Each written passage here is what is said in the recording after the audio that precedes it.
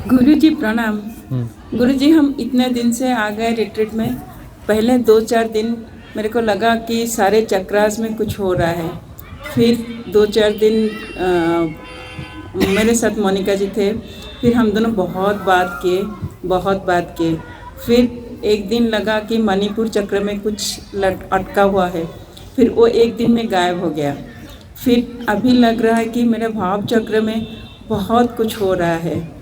लेकिन एक बात मेरे समझ में आता है कि जितने सारे क्रिया करते हैं उसमें से एक ही मेरे अंदर, जब भी सबकी मंगल हो, सबकी कल्याण हो, अंदर ही चलता रहता है तो सब कुछ होता रहता है। जैसे लगता है कि कस्मिक रिदम मेरे अंदर में ही चलता रहता है। उसके बारे में कुछ समझना है मेरे को, बस इतना।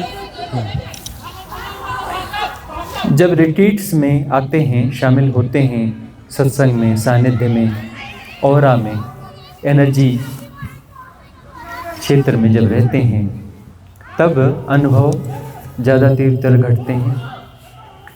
जो ऐसे ब्लॉकेज होते हैं, जो घर में रहकर सिद्ध क्रियाएँ कर रहे हो, 124 हो गई, 125 हो गई सिद्ध क्रियाएँ हो गई ना, इनका प्रयोग करते रहते हो, तो वहाँ पर बहुत कुछ घटता है, मंगल होता है, उन्नयन होता है, साधना का अवेयरनेस होती है। लेकिन कुछ ऐसे ब्लॉकेज रहते हैं, जो ब्लॉकेज वहाँ दूर नहीं हो पाते।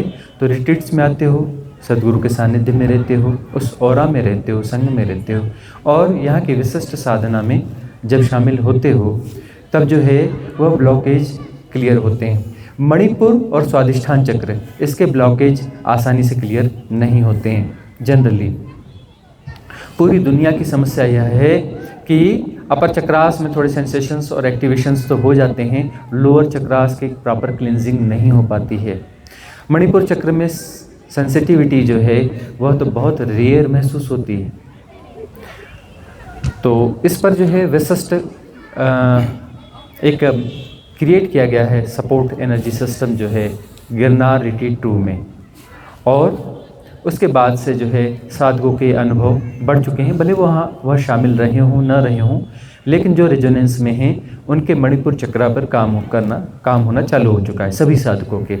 और स्वादिष्ठान चक्र पर भी इस पर कुछ स्पेसिफिक सिद्ध क्रियाएँ भी आ चुकी हैं, पब्लिश नहीं हुई हैं। जो स्वादिष्ठान चक्र, मणिपुर चक्र, हृदय चक्र संधान पब्लिश हो चुका है। तो इन सिद्ध क्रियाओं का प्रयोग जो है करते रहना चाहिए। और मणिपुर चक्र की क्लिनजिंग जरूरी है, इस बात को समझना पड़ेगा। स्वादिष्ठान चक्र की क्लिनजिंग बहुत ज़रूरी है, इसको समझना पड़ेगा। क्योंकि इन चक्रों की यदि क्लिनजिंग नहीं होती है और अपर चक्र में एक्टिवेशन होता है और बाय द वे कोई सिद्धि आ जाती है, तो वह पतन के मार्ग पे ले जाएगी। क्योंकि सिद्धि का अर्थ है कि वहाँ एनर्जीज आएंगी और इन्फ्लुएंसर मौजूद है। जो लोअर चक्रास के जो पैटर्न्स हैं वह मौजूद हैं, वह सारे पैटर्न्स इन्फ्लुएंसर हैं। तो वह जो है उसे गाइड करेंगे, मिसगाइड कर देंगे। तो ये देखा होगा कि सिद्धियां मिलती है तो कुछ लोग जो सिद्धियों का दुरुपयोग करते हैं और कुछ लोग सिद्धियों का सदुपयोग करते हैं, दोनों देखे होंगे ना। काली विद्या का मतलब क्या है? उनके पास सिद्धियां उनके पास भी आई, और कुछ जो है संत हैं, कुछ है उनके पास में सिद्धियां आई, तो उनके पास वह पॉजिटिवली काम कर रहे हैं। ऊर्जा तो सेम है, देखो तटस्थ होती है ऊर्जा जो है तटस्थ होती है, वह अच्छी बुरी नहीं होती। उसका उपयोग सदुपयोग या दुरुपयोग होता है। ऊर्जा का प्रयोग सदुपयोग हो रहा है या दुरुपयोग हो रहा है। तो इसलिए क्लिनजिंग बहुत ज़रूरी है, ताकि हमसे मंगल हो। इसलिए श्रद्धा कुटुंबकम में पहली चीज़ सिखाई जाती है मंगल की कामना। सबका मंगल हो, सबका कल्याण हो। दिन भर इस भाव दशा में जीना है, सबका मंगल हो, सबका कल्याण हो। मंगल की भावना के साथ ही जीना है। कोई भी मिल जाए, कुछ भी मिल जाए, जो भी कर दे, जो व्यवहारिक सत्य है उसको निभाते हुए, लेकिन अंदर से मंगल कामना से भरे हुए, सबको मंगल बांटना है, सबके मंगल की कामना करना है। तो ये मंगल की कामना जो है यह क्लिनजिंग में सहायक होती है। जो लोअर चक्रास हैं, इन लोअर चक्रास में जो भी फसावट है, जो भी पैटर्न्स हैं, वो डिज़ॉल्व होने लगते हैं। क्योंकि देखो लोअर चक्रास में जो भी पैटर्न्स हैं ना, वो अमंगल से जुड़े हुए हैं। जो भी वहाँ पैटर्न्स हैं सर्वाइव कर रहे हैं, पैटर्न्स सबकॉन्शियस माइंड में है, लेकिन वो किसी न किसी चक्र से कनेक्टेड है। और ये हमने कई बार आपको समझाया है कि सबकॉन्शियस माइंड जो है मल्टीलेयर है, न जाने कितनी लेयर्स हैं उसमें। 1600 करोड़ की आयु है तुम्हारी, तुम 1600 करोड़ साल से जो है आकाशीय रिकॉर्ड बटोर रहे हो, और उसमें जो है न जाने ऐसे कितनी लेयर्स हैं, और हर लेयर जो है किसी न किसी चक्र के साथ कनेक्टेड है, हर पैटर्न किसी न किसी चक्र के साथ कनेक्टेड है। तो लोअर चक्रास के जो पैटर्न हैं, जब हम मंगल कामना से भरते हैं तो वह विसर्जित होते हैं, क्योंकि वह अमंगल से भरे हुए हैं। अमंगल का विसर्जित होना मंगल है, अमंगल का विसर्जित होना मंगल है। मंगल की कामना हम देते चलें, अमंगल विसर्जित होता जाएगा, और यही कल्याण है, इसी से कल्याण होगा। कल्याण का महत्तम मार्ग है, महामार्ग है मंगल की कामना, सबका मंगल हो। इसीलिए साधना के बाद हम मंगल की कामना करते हैं कि जिन पुण्यों का उदय हुआ उन पुण्यों को भी हम बांट देते हैं अनंत में, असीम में, सबको बढ़ जाए, सबका मंगल हो, सबका कल्याण हो। और जितना मंगल बटेगा उतना जो है सेपरेशन डिसॉल्व हो जाएगा, सेपरेशन डिसॉल्व होगा ना। सबका मंगल हो ऐसा नहीं, मेरा मंगल हो और सबका मंगल ना हो, ये तो ग्रेट मैट्रिक्स हुआ ना, ग्रेट मैट्रिक्स हुआ ना। मतलब तुम अपने सेपरेशन को पुष्ट कर रहे हो ना, तो वो तो मुक्ति होगी नहीं। सेपरेशन को यदि पुष्ट कर रहे हो तो वह अमुक्ति हुई ना, और जड़ हो गए ना। सेपरेशन को विड्रा होना चाहिए। सबका मंगल हो तो मैं सब हो रहा हूँ ना, फैल रहा हूँ ना। यदि दूसरे का मंगल चाह रहा हूँ तो दूसरा है नहीं ना, वह तभी तो मंगल चाह रहा हूँ, वो दूसरा है कहाँ। तुम फैल रहे हैं, क्षुद्रता मिटती है, विराटता घटती है, क्षुद्रता मिटती है, विराटता घटती है, यही तो मंगल है ना। सेपरेशन का डिसॉल्व होना, थिन होना, यही तो मंगल है ना। एक दिन ऐसा आएगा जब सेपरेशन रहेगा ही नहीं, तुम रहोगे ही नहीं, तुम रहोगे ही नहीं, वही होगा तत्वमसि, वही परम तत्व। क्षुद्रता मिट जाएगी, क्षुद्रता का विसर्जन होना चाहिए ना। मरो हे जोगी मरो, मरो मरण है मीठा, तिस मरणी मरो जिस मरणी गोरख मरी दीठा। ठीक है ना। उस अहंकार को, उस सेपरेशन को विसर्जित हो जाना चाहिए, जो कि एक भ्रांत सत्ता है, जो कि आयोजित सत्ता है। सेपरेशन एक आयोजित सत्ता है, याद रखना। आयोजन है, यह आयोजन, इसको सेपरेशन को सर्वाइवल करने के लिए आयोजन जरूरी है, उसके लिए एक्सरसाइज जरूरी है। सारे आयोजन एक्सरसाइज से होते हैं, तो उसमें कंटिन्यूअस एक्सरसाइज है सेपरेशन को के लिए। अहंकार बगैर प्रक्रिया के जिंदा नहीं रह सकता, याद रखना इस बात को। अहंकार बगैर प्रक्रिया के जिंदा नहीं रह सकता। वह एक कंटिन्यूअस प्रोसेस है, मल्टीपल प्रोसेसेस हैं, कंटिन्यूअसली मल्टीपल प्रोसेसेस हैं, जिसके कारण वह सत्ता प्रतीत होती है। भ्रांत सत्ता है, क्रिया से कर्ता प्रतीत होता है, करने से कर्ता पैदा होता है। जब कुछ न करोगे तो कर्म न होगा, अक्रिया में रहोगे तो क्रिया होगी नहीं। अक्रिया की अवस्था में कर्ता होता नहीं है, करने से कर्ता पैदा होता है ना। यदि इफर्टलेस रहोगे, कंप्लीट इफर्टलेसनेस, तो वहाँ पर ऑब्जर्वर होगा ही नहीं। ऑब्जर्वर जो है इफर्ट से आता है, याद रखना इस बात को। पैदा होता है, तुम पैदा करते हो, प्रोसेस जो है, इस प्रोसेस से ऑब्जर्वर पैदा होता है। यदि कोई क्रिया कर ही नहीं रहे हो, शांत मौन परम स्वीकार की भाव दशा में कुछ नहीं कर रहे हो, तो कर्ता नहीं होगा, ऑब्जर्वर नहीं होगा। फिर जानने का क्या होगा?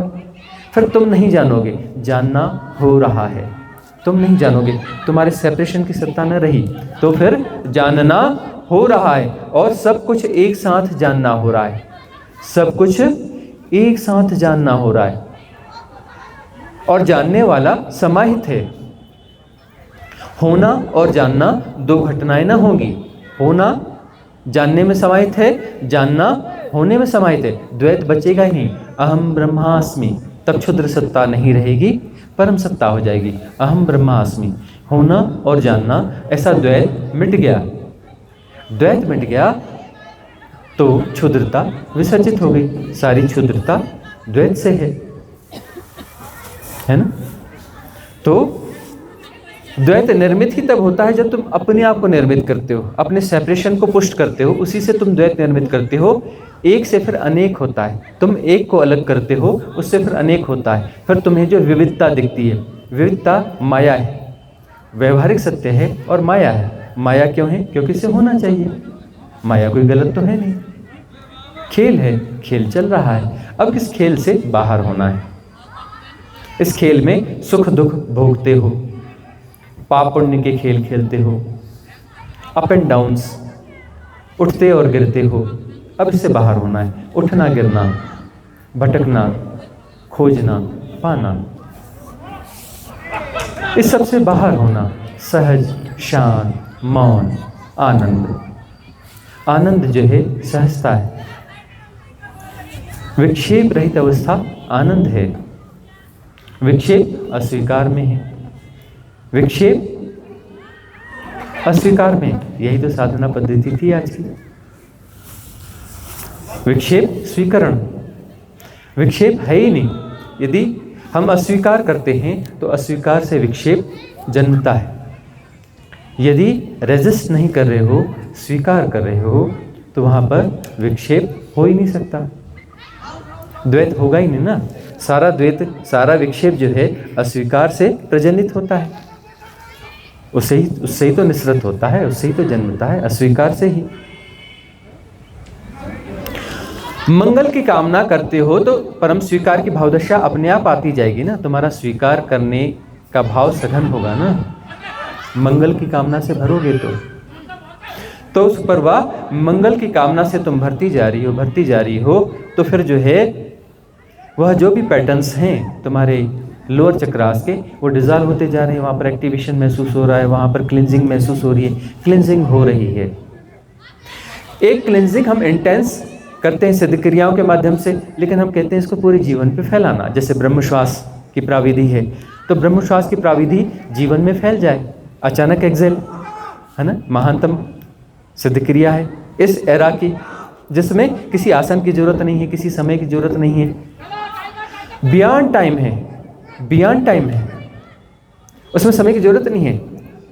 उसका विचार शुरू होते तक एक्सेल हो चुका होता है विदाउट एनी प्रिपरेशन। एक्सेल का मतलब ऐसा होता है ये एक्सेल है? बिल्कुल नहीं है, गलत है, रॉन्ग है।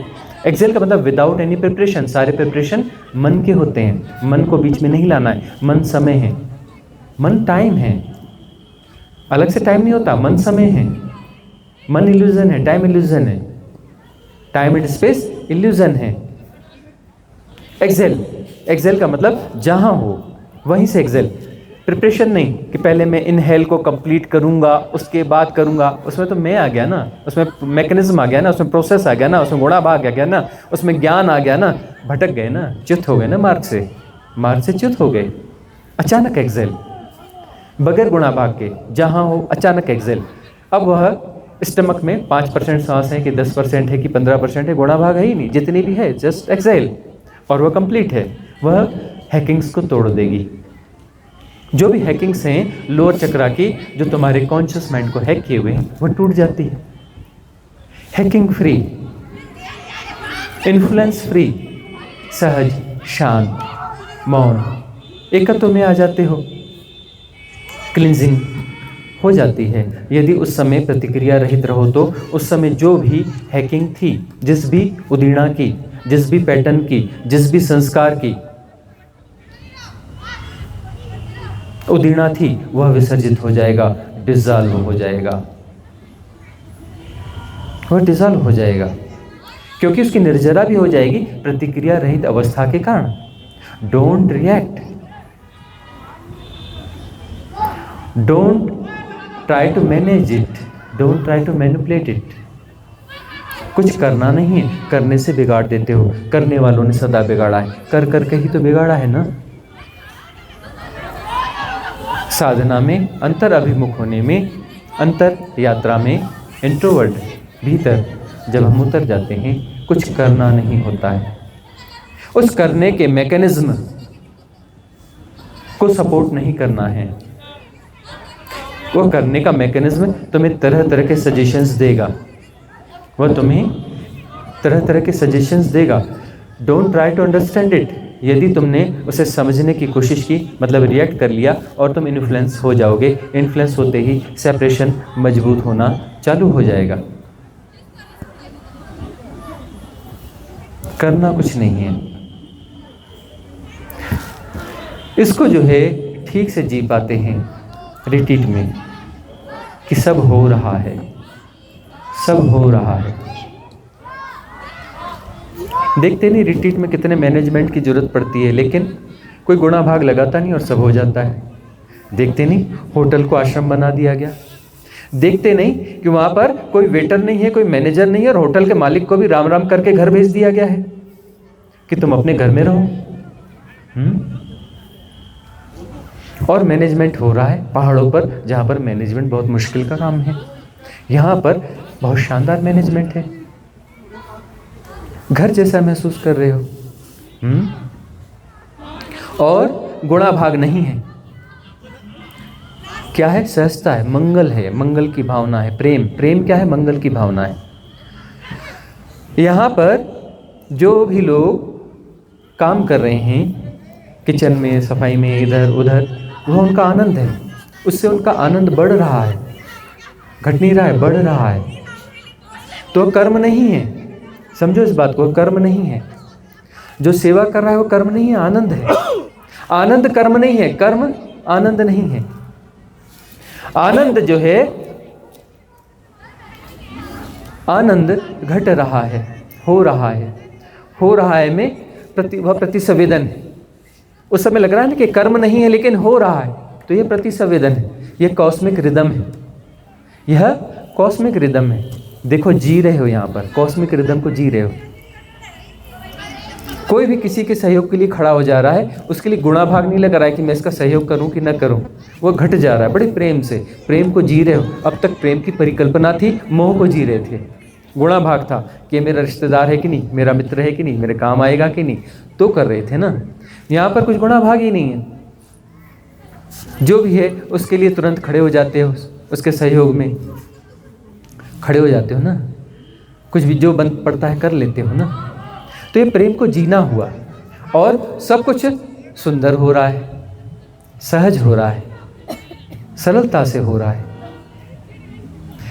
क्योंकि किसी रिट्रीट को मैनेज करना हंसी मजाक का खेल नहीं होता है, और कितनी सहजता से हो जाता है। यही तो टास्क है ना। यदि कहीं जटिलता आ रही है तो अपने भीतर झांक लेना कि मेरे भीतर होगी जटिलता, मेरे भीतर स्वीकार्यता नहीं है, मैंपन को मैं जी रहा हूँ, मैं अपने अहंकार को जी रहा हूँ, गुणा भाग को जी रहा हूँ, गुणा भाग से मैं पैदा हो रहा हूँ। रिलैक्स, प्रतिसंवेदन में जीना। कर्म करना नहीं है, कर्म होते हैं। जो कर्म होते हैं वह प्रतिसंवेदन है। जो तुम कर्म करते हो वह कर्म है, वह तुम्हें निर्मित करते हैं, उसका प्रारब्ध बनेगा, है ना। कर्म प्रारब्ध जो है वह संचित कर्म बनेगा, उसका प्रारब्ध क्रिएट होगा। करने से कर्ता पैदा होता है। ऑब्जर्वर जो है एक्सरसाइज का परिणाम है। ऑब्जर्वर एक्सरसाइज का परिणाम है। करना नहीं है, तटस्थ। तो तटस्थता में देखो, इंटेंस जब सिद्ध क्रिया में होते हो तब तटस्थ होते हो वहाँ, लेकिन इस तटस्थता को पूरे जीवन पे फैलाना है। तुम भीतर से तटस्थ रहते हो, और शरीर हो रहा है भाई, सब कुछ हो रहा है ना। कायनात में सब कुछ हो रहा है ना, एवरीथिंग इज हैपनिंग, सब हो रहा है, पूरी कायनात कॉस्मिक रिदम हो रही है। तो शरीर उस कॉस्मिक रिदम का हिस्सा नहीं है क्या? इस द्वैत का विसर्जन होना चाहिए ना। जैसे पेड़ हो रहा है, पक्षी हो रहा है, जैसे नदी हो रही, पहाड़ हो रहा है, जैसे चींटी हो रही, पत्थर हो रहा है, जैसे सब कुछ हो रहा है, वैसे शरीर भी तो हो रहा है ना। इतना महान कर्म चल रहा है, एक प्रवाह चल रहा है, वैसे यह शरीर भी तो हो रहा है ना। तो इस शरीर से होगा, घटेगा, वह कर्म नहीं होगा। यह समझ लो कि यह ब्रह्म कर्म है, यह समझ लो कि यह ब्रह्म कर्म है, यह हो रहा है, तुमसे नहीं हो रहा है, तुम नहीं कर रहे हो, तुम नहीं कर रहे हो रहा है, स्वभावतः हो रहा है। तो इसका कोई कॉज एंड इफेक्ट की श्रृंखला बनेगी, इसका कोई इम्प्रिंट बनेगा सबकॉन्शियस माइंड में? बिल्कुल नहीं बनेगा। ये कॉज एंड इफेक्ट की श्रृंखला नहीं होगी, क्योंकि इसमें आनंद होगा। अभी आनंद में जी रहे हो ना, इसका कोई ऐसी श्रृंखला नहीं बनेगी कि जो तुम्हारे लिए बैरियर क्रिएट करे। यह मुक्ति होगी। इसलिए प्रति संवेदन से जीना जो है कर्म मुक्त जीना है, उसमें कर्म नहीं बनते हैं, कर्म नहीं बनते हैं, और जो कर्म पहले से एग्जिस्ट कर रहे हैं वह विसर्जित होने लगते हैं, वह विसर्जित होने लगते हैं। क्लिनजिंग होती है। यह क्लिनजिंग कितनी सुंदर क्लिनजिंग है ना। इंटेंस भी ठीक है, इंटेंस भी देखो, पार्ट टाइम साधना जो है मुक्ति कभी नहीं दे सकती। साधना को जीना होता है, जीवन पे फैलना चाहिए। इसलिए समाधि श्वास और ब्रह्म श्वास की जो सिद्ध क्रियाएं हैं, इन सिद्ध क्रियाओं में वह श्वास की रिदम जो है कॉस्मिक रिदम से अलाइन हो जाती है। क्रिया के बाद में भी उसी रिदम को जी रहे हैं। बहुत सारे साधक कहते हैं हम उसी रिदम को ही जी रहे हैं, अब हमारी श्वास ऐसे डिस्टर्ब नहीं होती है, और आनंद ही आनंद है जीवन में। जीवन में आनंद ही आनंद है। करना कुछ नहीं है, हो रहा है और सब सुंदर हो रहा है। जो अपने से हो रहा है वह सुंदर होता है। जो तुम करते हो वहाँ पर गड़बड़ियाँ पैदा हो जाती हैं। करने से सब बिगड़ता है। करता जहाँ आएगा, अहंकार जहाँ आएगा, वहाँ समस्याएं पैदा होने लगेंगी। सारी समस्याएं सेपरेशन से पैदा होती हैं। मंगल की भावना से जियोगे, मंगल की कामना से जियोगे, अहंकार खड़ा नहीं हो सकता, जीवन में समस्याएं नहीं हो सकती। इसलिए मंगल की भावना से जीना, सबको मंगल देना, सबका मंगल हो, सबका कल्याण हो। भवतु सब मंगलम। अगला प्रश्न किसका है? हाँ, उससे जुड़ा हुआ है। हाँ, जोर से पूछना होगा। जी स्वामी जी, हम मंगल कामना करते हैं सबके लिए, लेकिन कई बार देखने में आया है कि कई उन्नत साधक और कई सिद्ध वो लोग विशेष प्रार्थना करते हैं किसी का दुख दूर करने के लिए, और वो हो भी जाता है, लेकिन उसका अंश उसे प्राप्त होता है। ऐसा मुझे देखने में आया है, सुनने में आया है। तो इसके बारे में आप कृपया प्रकाश डालें। हाँ, कभी करुणावश ऐसा हो जाता है कि मंगल की कामना को ओरिएंटेड कर दिया जाता है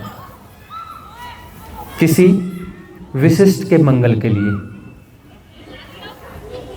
तो इसमें अब ऐसा होगा कि वह कॉस्मिक रिदम में विक्षेप पैदा करना तो हुआ। कॉस्मिक रिदम जो है उसमें विक्षेप किया जा रहा है, क्योंकि इसमें ओरिएंटेशन डाला गया कि इसका पर्टिकुलर का मंगल हो, सबका मंगल ना हो। सबका मंगल वहाँ पर नहीं है, वहाँ पर ओरिएंटेड है कि इसका मंगल हो, पर्टिकुलर इसका मंगल हो। तो उसमें देखो वो करुणावश हुआ है, लेकिन याद रखना कि यह कॉस्मिक रिदम में विक्षेप पैदा करना है। तो वह जो भी संत हैं जिन्होंने भी किया है, उनको उस कर्म को भोगना पड़ता है, अपने ऊपर ट्रांसफर कर रहे होते हैं। इसलिए हम कहते हैं कि इस चक्कर में बिल्कुल ना पड़ो, सबके मंगल की कामना करो। मंगल की कामना इतनी प्रगाढ़ कर लो, इतनी प्रगाढ़ कर लो कि उसका मंगल हो ही जाए, और बाद में बाकी लोगों का भी मंगल हो जाए। इतना प्रगाढ़ कर लो ना। बांट रहे हो, क्या छोटा मोटा धन बांटते हो, अनंत बांटो ना। अरे मंगल तो तुम जितना बांटोगे उतना बांट सकते हो, उसकी कोई लिमिट थोड़ी ना है, बस सीमित थोड़ी नहीं, अपरिसीमित मंगल की कामना कर सकते हो। सबका मंगल हो, जितने मनुष्य हैं, जितने जीव जंतु हैं, जितनी एंटिटीज हैं, पेड़ पौधे, शैवाल कवक हैं, जलचर हैं, थलचर हैं, उभयचर हैं, पत्थर पहाड़ हैं, नदियां हैं, सबका मंगल हो। अरे धरती छोड़ो, दूसरे ग्रहों का मंगल हो, दूसरे ग्रहों में जो जीवन है उनका मंगल हो, सौर मंडल का, गैलेक्सीज का, यूनिवर्स का, मल्टीवर्स का, अनंत ब्रह्म है उनका मंगल हो। अरे अनंत ब्रह्म है उनका मंगल तो हो ही हो। अदर डायमेंशंस जो हैं, पूरी 64 डायमेंशंस, सब में जो भी सर्वाइव कर रहे हैं, देवता और जो कुछ भी उच्च लोक के हैं, सबका मंगल हो। अरे बांट ही रहे हो, क्या कंजूसी करना, बांट दो ना, सबका मंगल हो। हम तो गुणा भाग रखते ही नहीं, सबका मंगल हो। और मंगल ऐसा बांटा जा रहा है कि हमने मंगल दिया था जी, था वाला है नहीं, मंगल हो रहा है। मंगल बांटा गया, यह शुरू हो गया, यह खत्म नहीं होगा, यह होता रहेगा। मंगल की जो कामना दे दी वो शुरू की, बंद करने का कोई बटन नहीं है यहाँ पर, बंद नहीं करना है, इसका बटन बंद नहीं करना है, इसमें बंद वाला प्रोसेस ही नहीं है, सिर्फ देने वाला प्रोसेस है, स्टार्ट का प्रोसेस है। सबका मंगल हो, सबका कल्याण हो, और यह प्रोसेस चलता ही रहेगा, चलता ही रहेगा, अनवरत, शाश्वत, सदा चलता रहेगा, सदा चलता रहेगा। ये सदा ही होना चाहिए। टाइम बाउंड जो करोगे ना, टाइम बाउंड और स्पेस बाउंड जो चीज करते हो ना, बहुत गौर से देखोगे तो वह मंगल नहीं है। भाई टाइम एंड स्पेस के हिप्नोटिज्म को जी रहे हो ना तब, तो टाइम बाउंड और स्पेस बाउंड कभी हो गया तो ठीक है, हो गया तो ठीक है, कोई दिक्कत नहीं है उससे। ऐसा नहीं है कि कभी करुणा न जागेगी कि इसका पर्टिकुलर मंगल हो जाए, हो गया सो हो गया, लेकिन वह मुक्त नहीं करता है। घट गया हुआ तो ठीक है, उसका कुछ गुणा भाग नहीं लगाना, लेकिन जो सच्चे मंगल की कामना है वह शाश्वत होती है, वह आरंभ होती है, अंत नहीं होता उसका। आरंभ करना है, उसका अंत नहीं करना है, अंत नहीं करना है। और यह विस्तरण है, विस्तरण है। क्यों? क्योंकि देखो तुमने मंगल दिया और पहुंच गया, ऐसा नहीं है ना, क्योंकि मंगल तुमने जहां से दिया है टाइम एंड स्पेस के बीच से दिया है, और वह टाइम एंड स्पेस को जो है उस इल्यूजन को विड्रा करते हुए फैल रहा है। जो फैल रहा है तो फैल रहा है, तो ये शाश्वत प्रक्रिया होगी। और इनफाइनाइट कहीं उसका एंड पॉइंट तो है नहीं ना, कोई एंड पॉइंट है नहीं है ना, तो यह होता रहेगा ना। जब उसका एंड पॉइंट नहीं है तो इसका भी एंड पॉइंट कहाँ से होगा? भाई मंगल दिया तो वह होता रहना चाहिए ना। इन्फिनिटी का एंड पॉइंट पॉसिबल है क्या? How it is possible? बताइए, पॉसिबल है? नहीं ना, एंड पॉइंट तो होता नहीं ना इन्फिनिटी का। तो ये सृष्टि जो है कहीं खत्म तो होती नहीं। अरे ब्रह्म खत्म होता है, अनंत ब्रह्म है, अनंत ब्रह्म प्रतिक्षण पैदा होते हैं, अनंत ब्रह्म प्रतिक्षण नष्ट होते हैं, समाप्त होते हैं। अनंत, हमने कोई फिगर नहीं कहा कि 1 लाख पैदा होते हैं, कि 1 करोड़ पैदा होते हैं 1 सेकंड में, कि 1 अरब पैदा होते हैं, कि बिलियंस ऑफ बिलियंस होते हैं, कि ट्रिलियंस ऑफ ट्रिलियंस होते हैं। इनफाइनाइट पैदा होते हैं, क्योंकि अनंत में अनंत ही होता है। खोपड़ी की समझ में नहीं आएगा, आ भी नहीं सकता। खोपड़ी तो असीम को एनालाइज करती है ना, असीम को कैसे एनालाइज कर लेगी? असीम को समझा नहीं जा सकता खोपड़ी से। तुम्हारा इंटेलिजेंस जो है असीम को अनफोल्ड नहीं कर सकता, इन्फिनिटी को अनफोल्ड नहीं कर सकता। इन्फिनिटी को जिया जाता है, इन्फिनिटी को जिया जाता है, अनफोल्ड तुम नहीं कर सकते अपने मन की शक्तियों से, अपनी बुद्धि से, अपने इंटेलिजेंस से। तुम्हारा आईक्यू लेवल जो है इतना स्ट्रांग नहीं हो सकता कि वह इन्फिनिटी को अनफोल्ड कर सके। इन्फिनिटी को जिया जा सकता है। इसलिए हम कहते हैं परमात्मा को छुआ नहीं जा सकता, परमात्मा को छुआ नहीं जा सकता, परमात्मा को छुआ नहीं जा सकता। परमात्मा हुआ जा सकता है, परमात्मा हुआ जा सकता है, परमात्मा हुआ जा सकता है। तुम परमात्मा हो सकते हो, जी सकते हो परमात्मा को, उसका गुणा भाग नहीं लगा सकते। परमात्मा तुम्हारे गुणा भाग में नहीं आएगा, तुम्हारी खोपड़ी में नहीं समाएगा, तुम्हारे एनालाइजेशन में नहीं आएगा, कभी भी नहीं आएगा। जो भी होगा हाइपोथेटिकल होगा। यदि तुमने किसी परमात्मा को गढ़ा है अपने मन से तो हाइपोथेटिकल होगा। तुम उससे इन्फ्लुएंस हो सकते हो, इन्फ्लुएंस हो सकते हो, लेकिन वो तुम्हारा ही गढ़ा हुआ है, तुम्हारी ही माया है। परमात्मा को तो तुम जी सकते हो और उस जीने में तुम न रहोगे।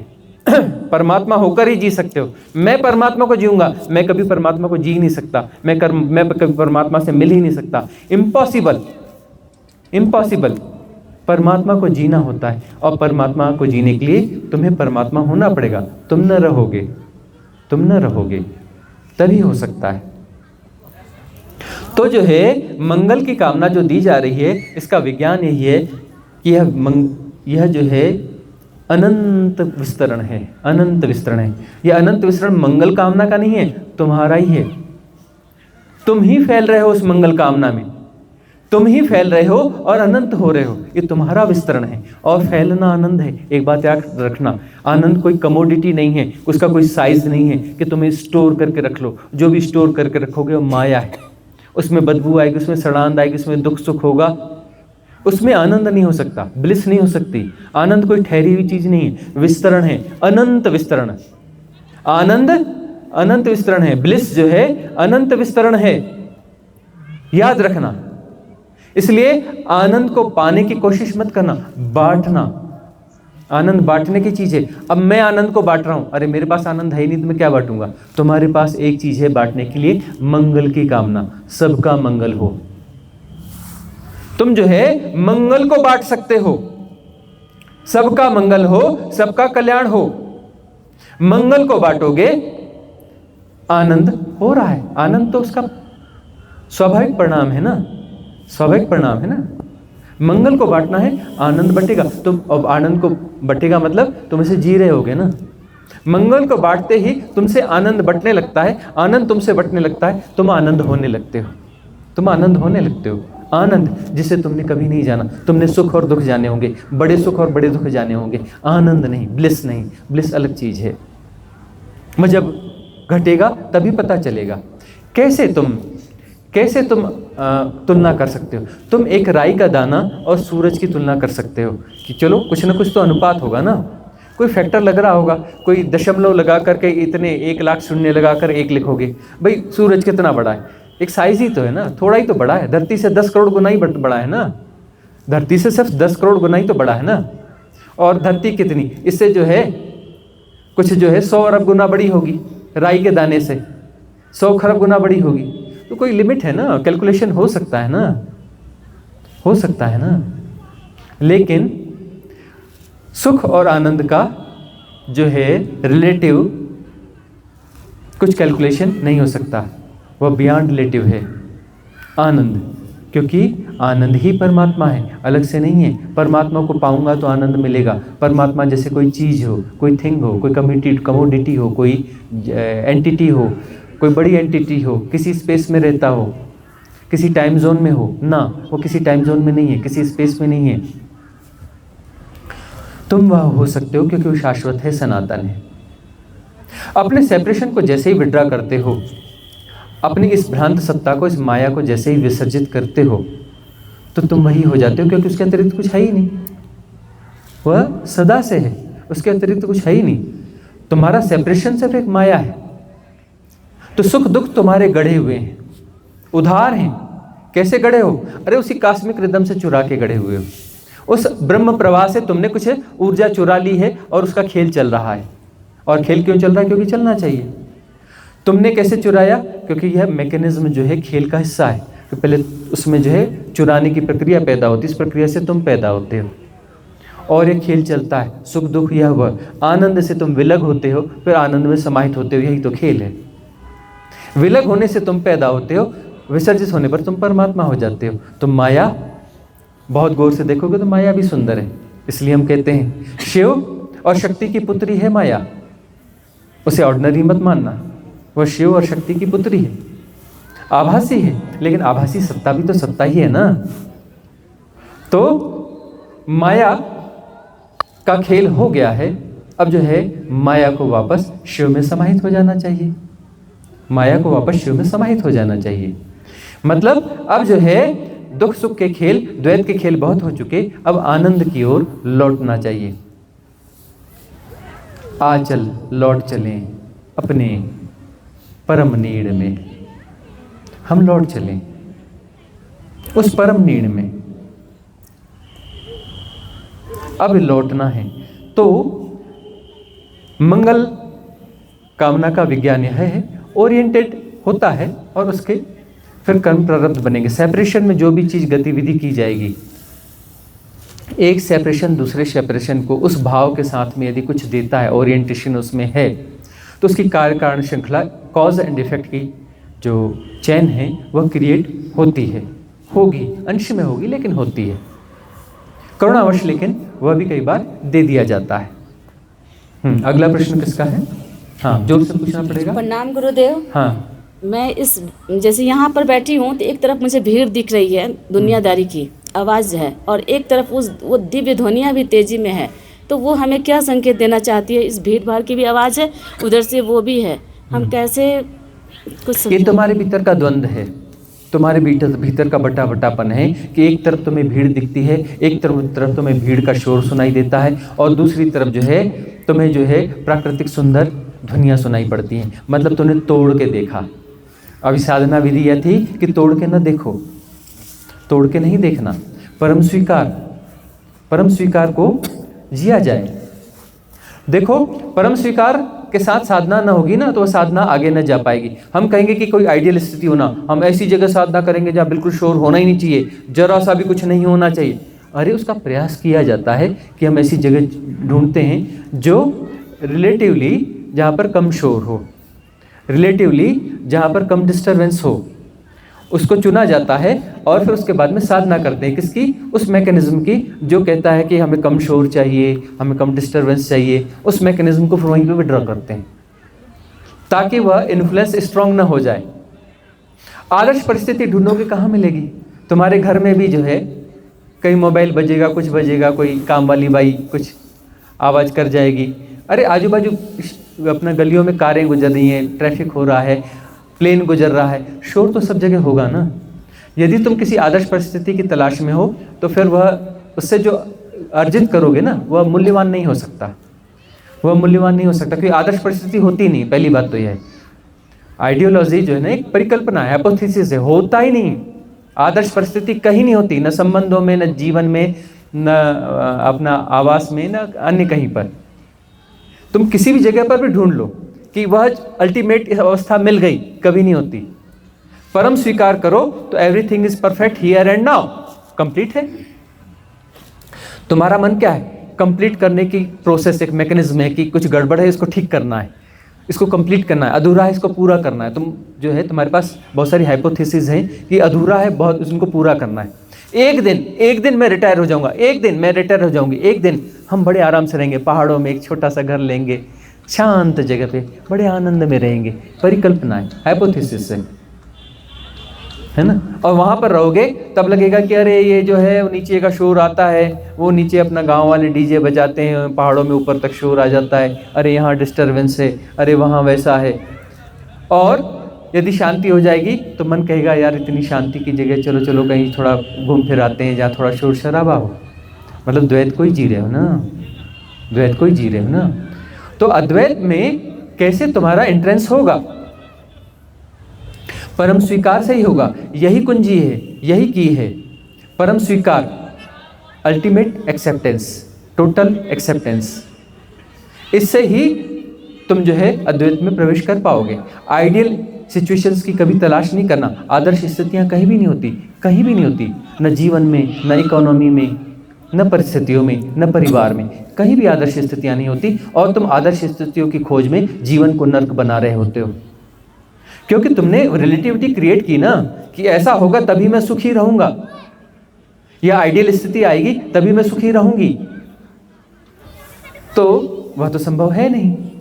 यदि स्वीकार कर लो तो आइडियल स्थिति है ही, स्वीकार करते ही आइडियल स्थिति है ही। एवरीथिंग इज परफेक्ट, सब कुछ सही है, हियर एंड नाउ। तुमने बांट के देख लिया कि मुझे भीड़ दिख रही है, मतलब ये भीड़ जो है बुरी है, कंडेमनेशन इसमें है, देखा नहीं तुमने?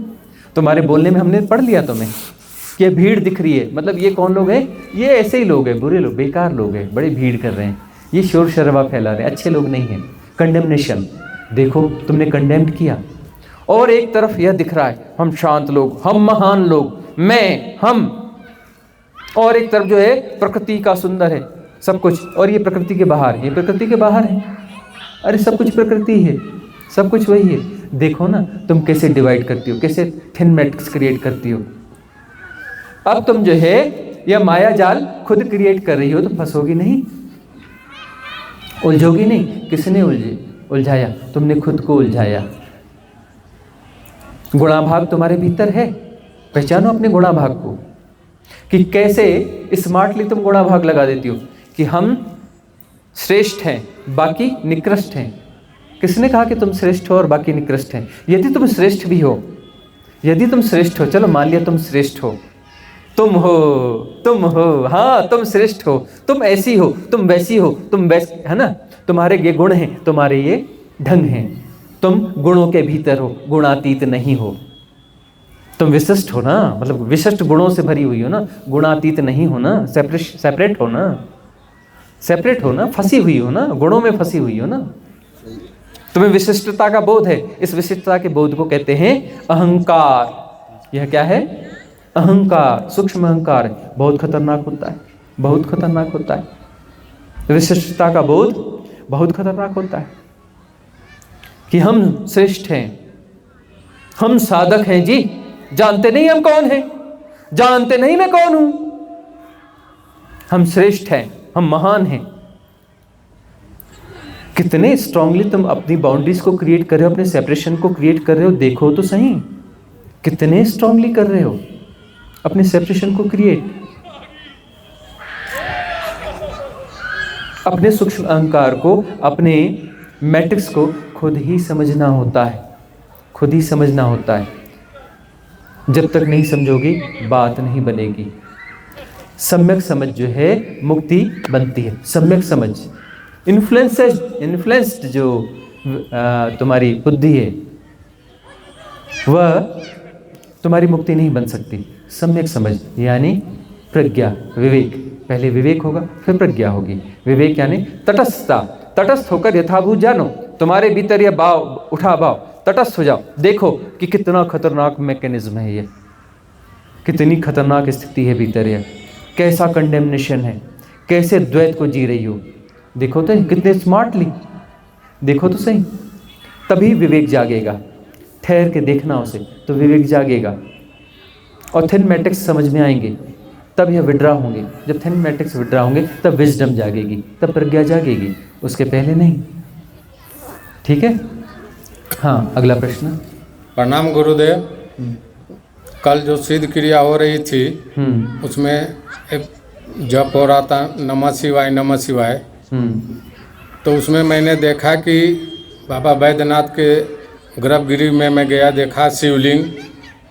फिर उसके बाद मैंने पहले तो मैंने देखा कि पहले पेट में पूरा सफैया हो रही थी, मीठा मीठा दर्द हो रहा था।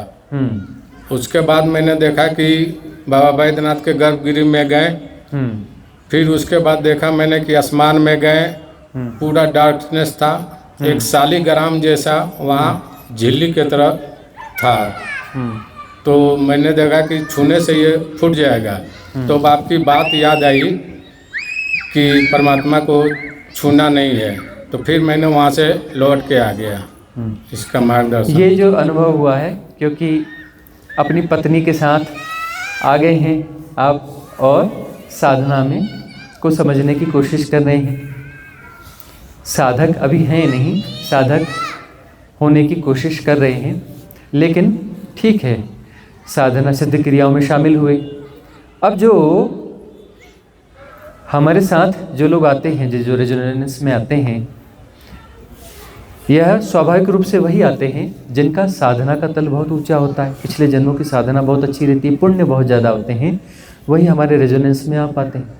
उनके अंडरस्टैंडिंग का लेवल अलग होता है, लेकिन किसी संयोगवशात कोई दूसरा पुण्य जरूर होगा, पिछले जन्म का कोई जरूर पुण्य होगा। उस पुण्य के कारण बार बार आ पा रहे हो, उस पुण्य के कारण आ पा रहे हो यहाँ पर और इन सिद्ध क्रियाओं में प्रवेश पा रहे हो। तो कुछ न कुछ अनुभव घटा। यह अनुभव कैसा घटा? विजुअलाइजेशन के साथ घटा, इन्फ्लुएंसेस में है।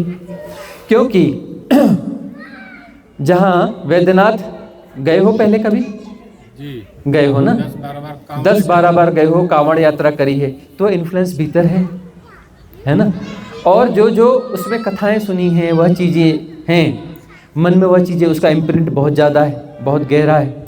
तो साधना में जब जाओगे सिद्ध क्रिया में तो सुंदरता घटेगी। सत्यम शिवम सुंदरम, वह घटेगा। लेकिन वह जो सुंदरता है, सुंदरता ससीम हो जाएगी, असीम से ससीम हो जाएगी। मतलब वह कोई रूपाकार ग्रहण कर लेगी, वह कोई रूपाकार ग्रहण कर लेगी कि मुझे शालिग्राम के रूप में दिखा। मतलब शालिग्राम से बहुत ज़्यादा प्रभावित हो, इन्फ्लुएंस हो, बाबा बैद्यनाथ से बहुत ज़्यादा इन्फ्लुएंस हो, तो वह दिखाई दिए। जबकि अंतर साधना में, अंतर यात्रा में विजुअलाइजेशन होना ही नहीं चाहिए, दृश्य होना ही नहीं चाहिए, दृश्यातीत, दृश्यातीत सत्य, दृश्य के पार, है ना। तो लेकिन आरंभ के रूप में ठीक है। ये दिखने में आया कि कौन कौन सा इन्फ्लुएंस है। साधना में जब गहरे जाते हैं तो दिखता है कि कौन कौन से इन्फ्लुएंस भीतर हैं, वही तो उभर के आएंगे ना। भाई किसी भी सिद्ध क्रिया में जाओगे तो कुछ उभर के आएगा, आता है ना, उदीर्णा होती है ना। तो उदीर्णा का मतलब क्या होता है? जो भी इन्फ्लुएंसेस एग्जिस्ट कर रहे हैं वह उभर के आएंगे। अब जो है साधना में अभी गहरे नहीं गए तो हम क्या करेंगे, उसमें हम इन्फ्लुएंस्ड हो जाएंगे, प्रतिक्रिया कर देंगे, उसको हम अच्छा बुरा कहेंगे, जो भी करेंगे, ठीक है ना, इन्फ्लुएंस्ड हो जाएंगे उसमें हम। अब यदि साधना धीरे धीरे गहरी जाएगी तो जो उठा है वह सही है ना गलत है, अच्छा है ना बुरा है, जो है सो है, उसमें एक्सेप्टेंस है। अब वह जो चीज़ है, जो इन्फ्लुएंस है, वह विड्रॉ हो जाता है यदि तटस्थता रही तो। कैसा भी इन्फ्लुएंस हो, शुभ हो अशुभ हो, इन्फ्लुएंस इन्फ्लुएंस होता है। आकार आकार होता है, निराकार में जाना है। शिव जो है निराकार है, गुणातीत है, उनके गुण नहीं होते, उनका रूप नहीं होता। वो जो देखा वो सिंबल था, जो देखा जो सिंबल था। असली शिव कौन है? जिनका कोई आकार नहीं है। असली शिव कौन है? उनका कोई नाम नहीं है। असली शिव कौन है? उनका कोई गुण नहीं है, वह गुणातीत हैं। जो देखा वह त्रिगुणा था। बाबा बैद्यनाथ वो त्रिगुणा है ना, इसी त्रिआयामी जगत में, इसी धरती पे ही तो है ना, इसी धरती का ही तो बना हुआ है ना, इसी कायनात का ही तो हिस्सा है ना। वह क्या है? त्रिआयामी है, त्रिगुणा है, त्रिगुणा से ही निर्मित है। तो मन जो भी प्रोजेक्शन देगा, इमेजिनेशन देगा, वह त्रिगुणा का देगा। तो जो भी आ रहा है वह त्रिगुणा है, और सत्य त्रिगुणातीत है, गुणातीत है। त्रिगुणातीत क्या? गुणातीत है। ऐसा थोड़ी ना कि चौथे आयाम है तो उसका 4 गुण 5 गुण है ना, और 20 गुण 30 गुण 50 गुण, 64 आयाम है तो 64 गुण हो सकते हैं, 64 डायमेंशंस हैं। तो समस्त गुणों के अतीत है शिवत्व। शिवत्व सभी गुणों के अतीत है। हम भगवान शिव की बात नहीं करें, हम शिव तत्व की बात करें, शिव तत्व की बात करें। तो शिव तत्व जो है, भगवान शिव ने जिस तत्व की बात करी उनका नाम उन्हें, उस तत्व का नाम उन्हीं पर दे दिया, शिव तत्व। भगवान शिव ने जिस चीज़ को हाईलाइट किया उनको उनका ही नाम दे दिया गया, शिव तत्व। तो शिव तत्व की बात कर रहे हैं, उस इशारे की बात कर रहे हैं कि वह इंगित किस तरफ कर रहे हैं। भगवान शिव इंगित किस तरफ कर रहे हैं, उस तत्व की बात कर रहे हैं। लेकिन जब हम सिम्बॉल्स को पकड़ लेते हैं तो सिम्बॉल एक इन्फ्लुएंस हो गया। वह शुरुआत हो सकती है, भाई साधना में जाओगे तो सिम्बॉल से ही शुरू करोगे ना, और कुछ तो समझ में नहीं आता। इतना हायर इंटेलिजेंस तो है नहीं कि जो है सीधे बियॉन्ड रिलेटिविटी, सीधे बियॉन्ड रिलेटिविटी की अंडरस्टैंडिंग आ जाए। ऐसा पॉसिबल है क्या? अब हम ये जो बात कर रहे हैं ये सब रिलेटिव बातें ही है ना, कितनी भी गहरी बातें कर रहे हैं रिलेटिव हैं, ये बियॉन्ड रिलेटिव थोड़ी है ना। बियॉन्ड रिलेटिव क्या है? सापेक्षता के पार क्या है? निरपेक्ष क्या है? मौन। मौन निरपेक्ष है। निरपेक्ष क्या है? मौन निरपेक्ष है। ठीक है ना। तो यह जो अनुभव घटा प्रारंभ के हिसाब से बहुत अच्छा घटा, बहुत सुंदर घटा है प्रारंभ के हिसाब से। अब धीरे धीरे निरपेक्ष सत्य की ओर गतिमान होना है। हाँ, अगला प्रश्न सुजाता जी का। हाँ, प्रणाम स्वामी जी। मुझे ग्रैटिट्यूड के बारे में थोड़ा जोर से बोल पाएंगे? हाँ, ग्रैटिट्यूड एक्चुअली जब मैं कोई ज्ञात व्यक्ति रहता है तो उनके प्रति तो मेरा बहुत ज़्यादा ग्रैटिट्यूड होता है, अगर उनने मेरे लिए कुछ भी किया है, और इतना ज़्यादा रहता है कि मैं दबाव तक महसूस करने लग जाती हूँ। लेकिन जो अज्ञात है उनके लिए मेरे मन में ग्रैटिट्यूड मुझे ज़बरदस्ती पैदा करना होता है कि नहीं, मुझे ग्रैटिट्यूड किसने कहा ज़बरदस्ती पैदा करने के लिए? अपनी जो क्षमता है उतना ही होने दो ना। तुम्हारी क्षमता है कि जो ज्ञात हैं उनके प्रति ग्रेटिट्यूड, उसको जियो ना। ठीक है ना। थोड़े डीप मैट्रिक्स है, सहज नहीं हो पाती हो कि जो है सबके प्रति मंगल कामना भी शायद बांटोगी तो ज्ञात अज्ञात को बांट पाओगी, अज्ञात को ना बांट पाओगी। ससीमता को बहुत ज़्यादा जी रही हो, मोह को बहुत ज़्यादा जी रही हो। मोहग्रस्तता है, वो तो हमने देखा है, तुम्हारे सघन मोह को देखा है, और उसे टूटते और विरल होते भी देखा है। धीरे धीरे तुम विरल होती चली गई, विरल होती चली गई, विरल होती चली गई, टूटती गई, टूटती गई, टूटती गई। ठीक है ना। तुम्हारा मोह बहुत कुछ टूटा है और टूटते हमने देखा है, लेकिन गया नहीं है पूरा। मोह भीतर बहुत है। तो देखो, जितना हुआ उसके लिए धन्यवाद भाव से भरो, ग्रेटिट्यूड से भरो, जितना हुआ उसके लिए, और ग्रेटिट्यूड देते रहो। जितना दे सकती हो उतना तो दो ना, उसमें तो कोई कंजूसी ना करो ना, उसमें तो देते रहो ना। देते देते इसमें विस्तरण होता जाएगा, फैलता चला जाएगा, ये फैलता चला जाएगा, फैलता चला जाएगा, फैलता चला जाएगा। ठीक है ना। तो अच्छा हो रहा है, जैसा हो रहा है उसे होने दो। अगला प्रश्न। प्रणाम गुरु जी। शुरू में मैं जब आया यहाँ तो उमंग थी, लेकिन अब पिछले दिनों अंदर से उदासी छाई हुई है और मुक्ति भावना जैसे नहीं, यूटोपिया टाइप लग रही है थोड़ी सी। जब शुरू में आए थे बड़ी उमंग से आए थे, बहुत उमंग थी। अब जो है यहाँ रहते रहते उदासी सी आ रही है, और मुक्ति किसी यूटोपिया जैसी दिखती है। क्यों? क्योंकि तुम देशनाएं सुन रहे हो, देशनाएं बड़ी गहन है, इतनी गहन है कि अनफोल्ड नहीं हो रही। अनफोल्ड नहीं हो रही तो ऐसा लग रहा है यूटोपिया है कि जो कभी नहीं मिलेगा। यूटोपिया का क्या मतलब होता है? What the meaning of utopia?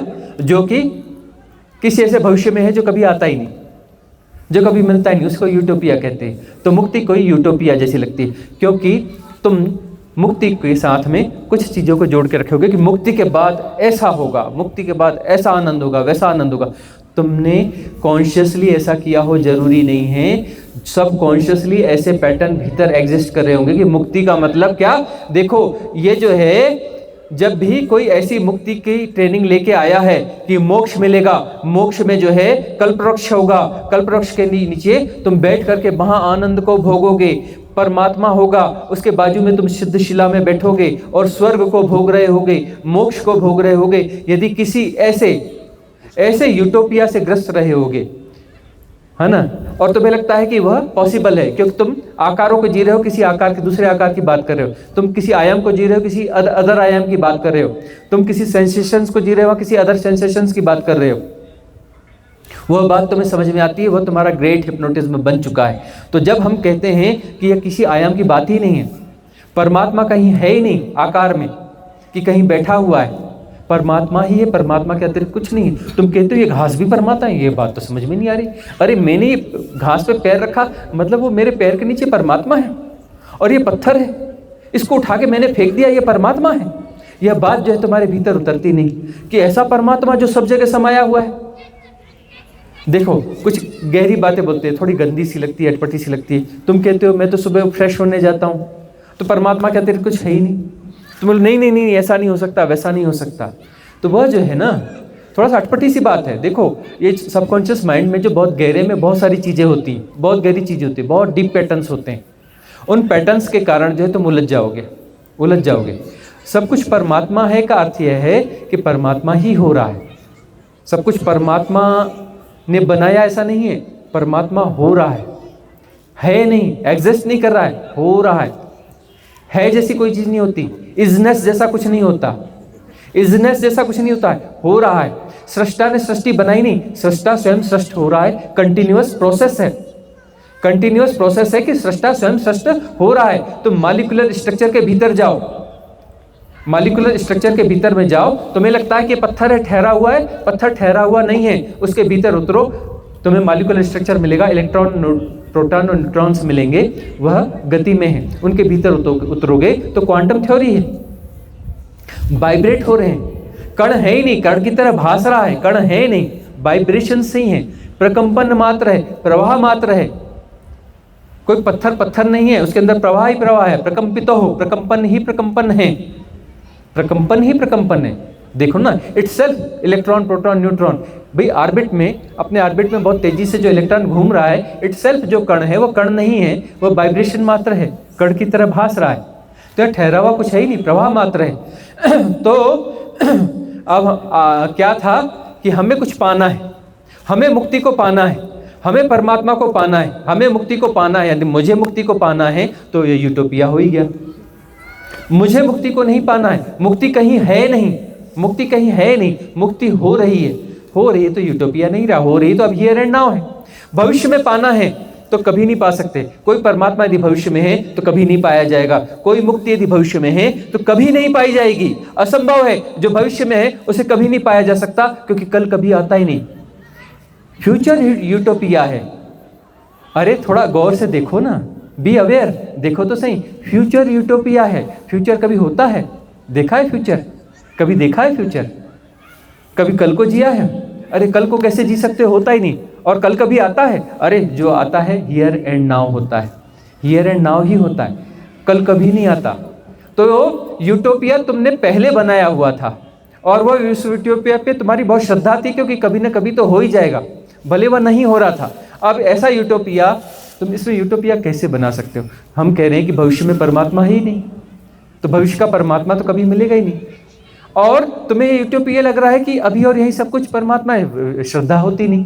किसी ये घास भी परमात्मा है, ये गोबर भी परमात्मा है, ये पत्थर भी परमात्मा है, ये पेड़ भी परमात्मा है, श्रद्धा नहीं जाग रही ऐसी, वह चीज़ जाग नहीं रही। हम कह रहे हैं कि जगाना भी नहीं, कोशिश भी नहीं करना, तुम तो सिद्ध क्रियाओं में लगो, मंगल बांटो। मंगल बांटो, प्रेम बांटो, जो बांट सकते हो बांटो, गुणा भाग लगाओ ही मत, अपने आप परमात्मा प्रकट होगा। वह अंतर्दृष्टि अपने आप जागेगी, वह अंतर्दृष्टि अपने आप जागेगी। तो कोशिश मत करो, कर करके तुम परमात्मा को नहीं प्राप्त कर सकते, कुछ करने से तुम परमात्मा को नहीं प्राप्त कर सकते। तुम मेंटल एक्सरसाइज से परमात्मा को ग्रेस्प नहीं कर सकते, पकड़ नहीं सकते हो, वो पकड़ के बाहर है, वह हियर एंड नाउ है। पकड़ भविष्य में होती है, प्लानिंग से होती है कि मुझे ऐसा पाना है, पकड़ना है, उसमें टाइम एंड स्पेस चाहिए। टाइम एंड स्पेस के इल्यूजन को तुम जियोगे। भाई परमात्मा को पाना है मतलब टाइम चाहिए ना, स्पेस चाहिए ना, कहीं और रहता होगा ना। हम कह रहे हैं कहीं और रहता ही नहीं, वो किसी टाइम का हिस्सा ही नहीं है, कहीं दूसरी जगह है ही नहीं। जो है नहीं, जो हो रहा है, हियर एंड नाउ, सब हो रहा है, एक साथ हो रहा है, यही परमात्मा है। हियर एंड नाउ, परमात्मा को पाना है ही नहीं। परमात्मा को कैसे पाओगे भाई, तुम कैसे पालोगे? और परमात्मा कहीं और है ही नहीं, हो रहा है हियर एंड नाउ। किसी प्रेजेंट में नहीं है, किसी फ्यूचर में नहीं है, किसी पास्ट में नहीं है, हियर एंड नाउ। प्रेजेंट भी हिप्नोटिज्म का हिस्सा है। हियर एंड नाउ परमात्मा ही हो रहा है, तो उसको समझने की जरूरत ही नहीं है। समझने की कोशिश करके चूक न जाओगे, तो समझने की कोशिश करोगे तो यूटोपिया जैसा न लगेगा। तुम कर रहे हो ना, कुछ ना कुछ कर रहे हो ना, समझने की कोशिश करो, पकड़ने की कोशिश करो ना, अपने उस थिन मैट्रिक्स को भीतर जाके देखो। और जब तटस्थ रहोगे तो देख लोगे कभी न कभी उसकी उदीर्णा हो जाएगी। किसी मोक्ष की परिकल्पना को तुम्हारे भीतर बहुत जबरदस्त तरीके से इम्प्लांट किया गया होगा, तुम्हारे सबकॉन्शियस माइंड बहुत स्ट्रांगली वो एग्जिस्ट कर रही है, इस कारण तुम हियर एंड नाउ होने में बाधा महसूस कर पा रहे हो। ठीक है ना? अगला प्रश्न। हाँ, जोर से पूछिए। प्रणाम गुरुजी। गुरुजी, जैसे आपने अभी बताया कि हमें किसी को अपने से मतलब अपने को किसी से और किसी को अपने से अलग नहीं समझना चाहिए। पर मुझे ऐसा लगता है कि जब हम ये चीज़ करते हैं ना, मेडिटेशन वगैरह, उसमें हम नेचुरल भी अलग होने शुरू हो जाते हैं। जैसे मैंने ये चीज़ें देखी हैं कि जैसे कहीं सुख दुख हो रहा है, तो जब मैं इस चीज़ में होती हूँ तो सर वो मुझे वो मतलब दुख, दूसरों का दुख, वो दुख अलग सा ही फील होता है, उसको देखने का नज़रिया एक अलग सा हो जाता है। जैसे मेरे साथ ये चीज़ हुई है कि जैसे एक बार हमारे गांव में जैसे एक शव पड़ा हुआ है, तो सभी जैसे उसके लिए रो रहे हैं, पर मेरे अंदर वो रोना नहीं आ रहा था। तो जैसे सभी मतलब वही मुंह की तरफ जैसे देख रहे थे कि ये पता नहीं पत्थर दिल है, ये है वो है, पर मुझे उसके अंदर एक अलग सी सच्चाई सी दिख रही थी कि ये नेचुरल है। गुरुजी, एक चीज़ ये है कि जैसे हम समाज में बच्चों के साथ घर में या परिवार में रहते हैं, तो उसमें भी हम एक अलग सा होने, मतलब दूसरे बोलने शुरू हो जाते हैं कि आप थोड़ा अलग हो रहे हो, आप ऐसे हो रहे हो। जैसे कि जब हम मेडिटेशन करते हैं तो उसके अंदर ना एक आज़ादी सी फील करते हैं, खुद भी और दूसरों के लिए भी, कि नहीं हर रिश्ते को आज़ादी दो, हर रिश्ते को आज़ादी दो, चाहे बच्चा है, चाहे बड़ा है, चाहे पेरेंट्स हैं, उनको आज़ादी दो। लेकिन उनको ये लगता है कि नहीं, ये हमसे डिस्टैच हो रहे हैं, इनको हमसे लगाव नहीं है। तो इसमें बैलेंस कैसे किया जाए? या मैं किसी स्थिति में हूँ, या मेरा कोई भ्रम है, या क्या है गुरुजी? ये भ्रम नहीं मतलब है। ये चीजें मुझे मतलब मेरे अंदर ये चीजों का बदलाव हुआ है, पर मुझे ये चीज समझ नहीं आती है कि मतलब ये मैं सच में सेल्फिश हो रही हूँ या क्या है। मुझे ये चीज थोड़ी सी अगर आप एक्सप्लेन करें तो। इन्फ्लुएंस जो है, सबसे ज़्यादा इन्फ्लुएंस परिवार का होता है, नियर एंड डियर्स का होता है।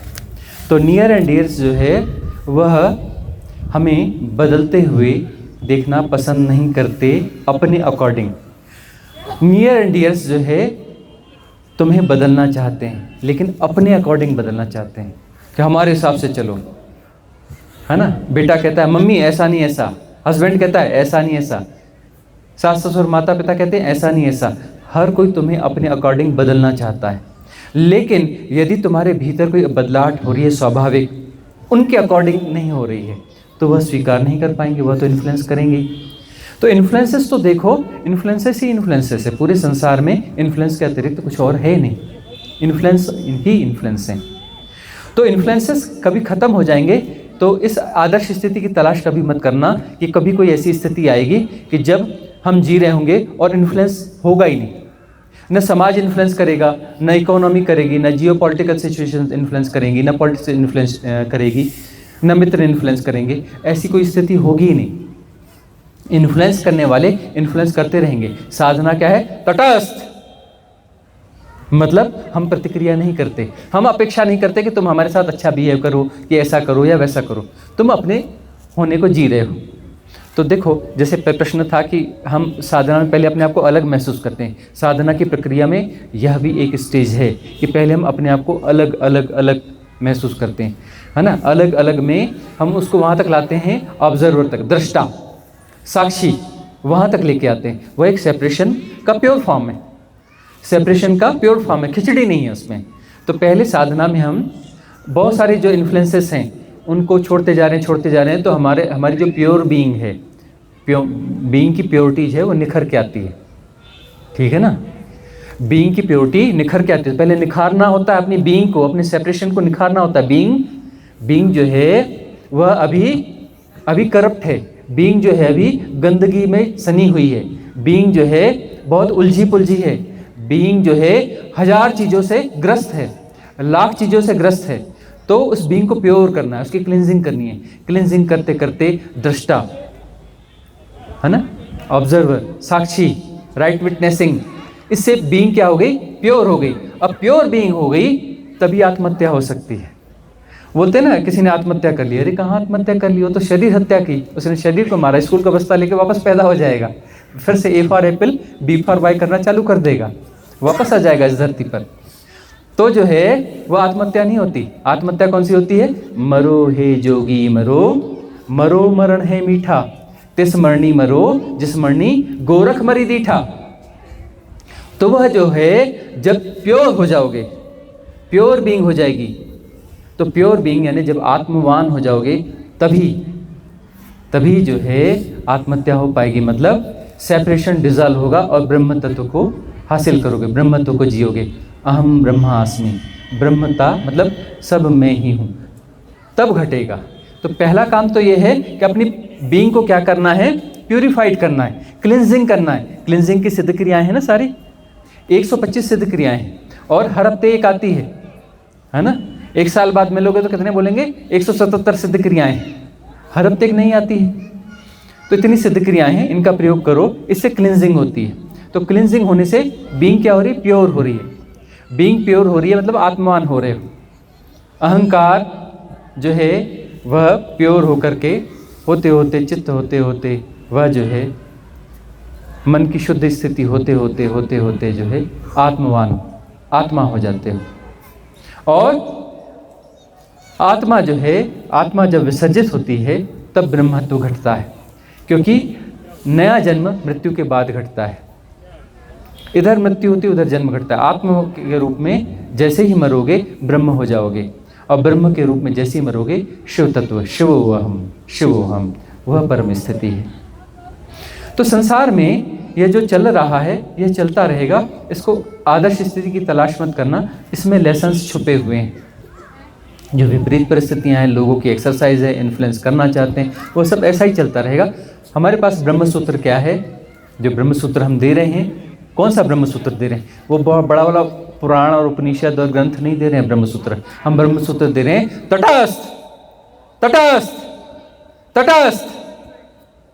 Don't react, don't analyse, don't define, don't try to understand anything, don't try to manage anything, don't try to manipulate anything, just be accept all kind of happenings as it is, as it is. Effortless knowing of all kind of happenings with complete acceptance, अंतर की गहराइयों से परम स्वीकार के साथ यथाभूत जानना हो रहा है। यह ब्रह्मसूत्र है। तटस्थ, और पार होते चले जाओगे। आदर्श स्थिति बनाने की कोशिश मत करना, आदर्श स्थिति को पाने की कोशिश मत करना, कभी नहीं होती। भटकन है, यही भटकाव है। भटकाव क्या है, आदर्श स्थिति की तलाश। भटकाव क्या है, आदर्श स्थिति के विनिर्माण का प्रयास। यह भटकाव है, यह भटकाव है। जो है उसके लिए धन्यवाद, ग्रेटिट्यूड। और जो घट रहा है वह लेसन्स देने के लिए। तटस्थ रहोगे तो जो लेसन्स उसमें छुपा है अनफोल्ड हो जाएगा, अनफोल्ड हो जाएगा। कोई और प्रति प्रश्न है इससे जुड़ा?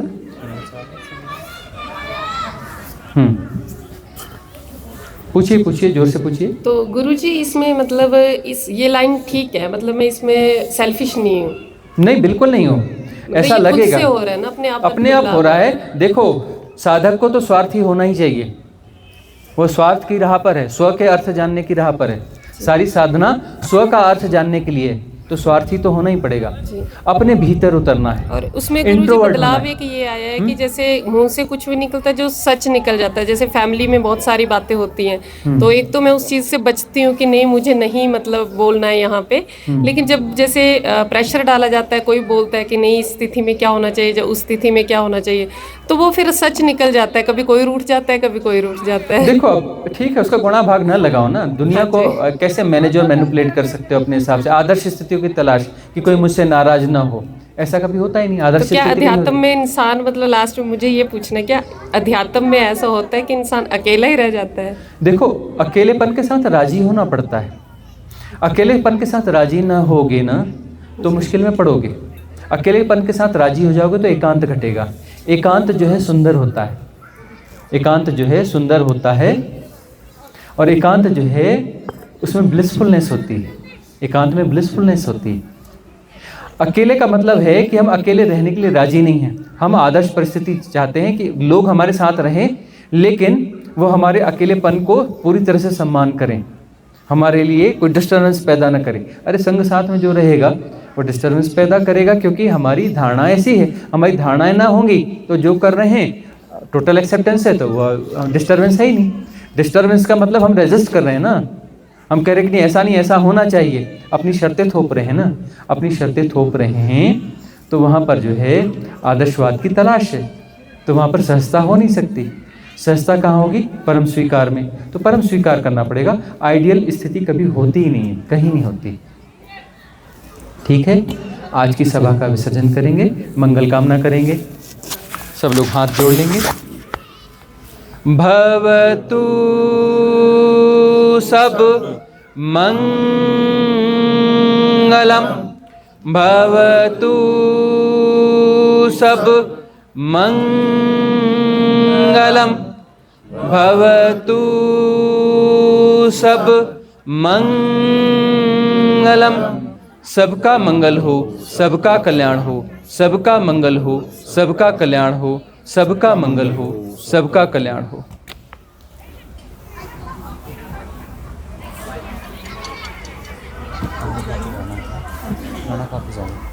नहीं भैया चल पड़ती है, हम उसके काम से आए हैं।